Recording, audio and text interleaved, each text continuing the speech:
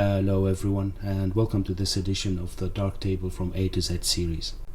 Today we're going to have a look at the White Balance and Demosaic modules, so let's crack on. The White Balance module can be found in the basic group. It's this one here, and you guessed it, you use it to adjust the white balance of the image. White balance is basically how the colors in the image are rendered. It's measured in degrees Kelvin, and it goes from warm to cold depending on the value. But you can use it not just to correct the color of the image, but creatively as well, to add more warm tones or cold tones depending on the mood that you're trying to convey in an image. Two schools of thoughts regarding white balance. The first one maintains that you should measure and set it up before taking the photo. So on the set, you measure what the current light conditions are, and you set up the correct white balance in your camera before taking the shot. The second one, to which I belong because I'm lazy, says that you just take the photo in auto balance, especially if you're shooting in RAW, and then you correct it afterwards if required. You can change the white balance using this module in three ways. The first one is by changing the tint and temperature, or by changing each of the basic colors individually, or by choosing a preset. The tint goes from magenta to green. Values above 1 tend toward green, and values below 1 are magenta. You can double click, if you remember, on this to reset it. Next, we can change the temperature. If you knew the conditions under which you took the photo, you can look it up.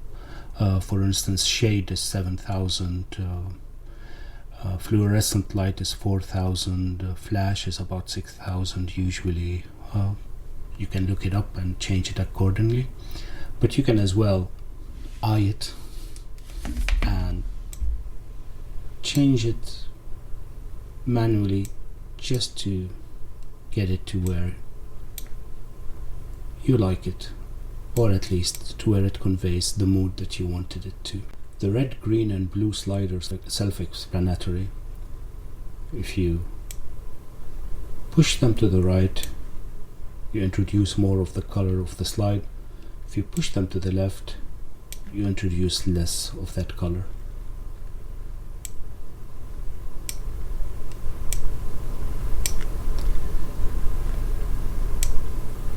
Notice that is directly represented in the histogram in the top right corner. And we can reset everything by pressing on the reset parameters button. Next, we have the presets. The first one is camera. Just means that it adopts the white balance that was reported by the camera. If you set it to auto balance, then it will pick up whatever the camera calculated to be the white balance. If you've actually set the white balance in your camera, that will be taken over here as well. Next setting is called camera neutral. Camera neutral takes the whites that are reported in the camera color space and translates them into whites in the sRGB white space. After that, we have spot, and spot lets you select the white in the image that you want it to be the reference. Let's see, we have white here. I'll select that.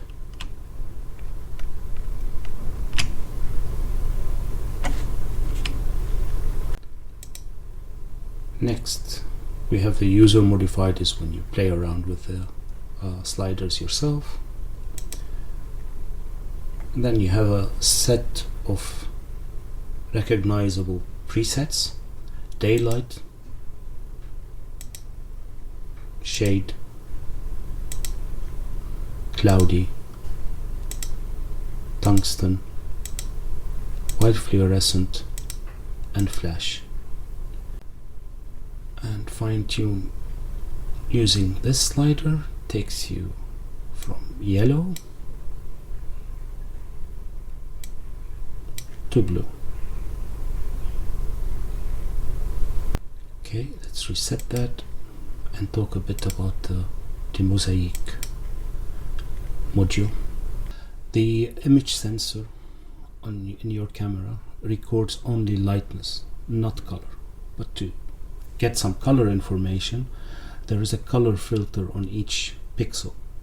So red, green and blue. There are twice as many greens as red or blue because of the human eye. I don't know what the science behind it, but that's what the manual says.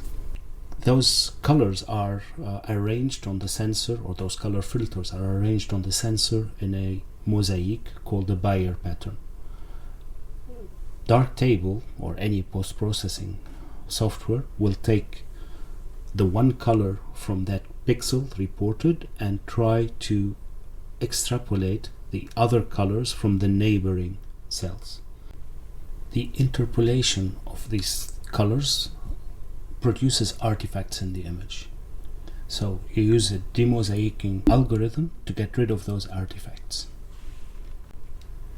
You have several demosaicing methods in Darktable. The default one is PPG, which is fast and gives acceptable results. You have Amaze, which supposedly gives better results, but it's slower. And VNG apparently produces the softest results. That's literally from the user manual, which I take it to means that it gets rid of the most artifacts but affects sharpness of the image, so only use it if the other two are not good enough. We have a fourth one, which is pass-through monochrome. That's still an experimental stage. However, even when it's in production, this is a very special demosaicing algorithm that's only useful for cameras without any color filters. Next, we have edge threshold slider, which according to the manual is the threshold for which a median filtering is enabled. The default is 0, which means no median filtering. Alright, so what is median filtering? Median filtering is an algorithm used to remove noise while preserving edges in an image. It doesn't even say what the threshold means, but we can try.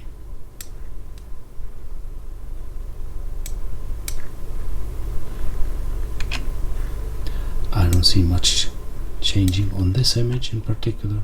Let's zoom in.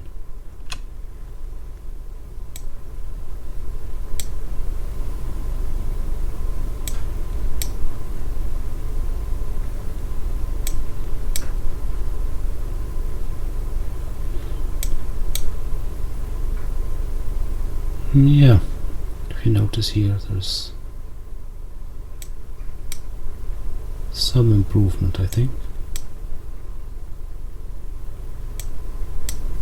Next, there is color smoothing, which activates extra color smoothing passes. Again, according to the manual, the default is off. Next, we have match greens, which is by default disabled. Again, according to the manual, you use it to remove artifacts from certain cameras. Then you have three options: local average, and full and local average.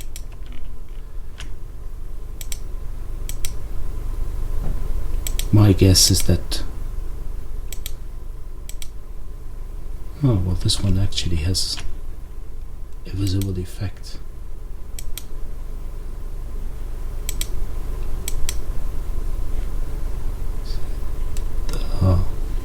The roof here is a lot smoother and loses sharpness on full average. Well, I guess the lack of details in the user manual regarding demosaicing is because you don't generally have to mess around with it. It usually does a good job on the default. If you want, you can use the Amaze algorithm to get a better result. But otherwise, you don't really need to change it often. You don't need to touch it. It is enabled by default, and you cannot disable it, as there's no way that you can use an image without it. It'd be full of artifacts. Well, If you find the demosaicing topic interesting, let me know. Maybe I can research it and we can do some more in-depth analysis of what all the algorithms do and what all the sliders are for. But otherwise, for day-to-day image processing, I think this is enough. We don't need to know much about it. We're gonna stop here then with those two, and we'll continue with other modules the next time. I hope that you found this video interesting and entertaining. As usual, if you have any questions, recommendations or corrections, please leave them in the comments below, and I'll see you next time. Bye bye.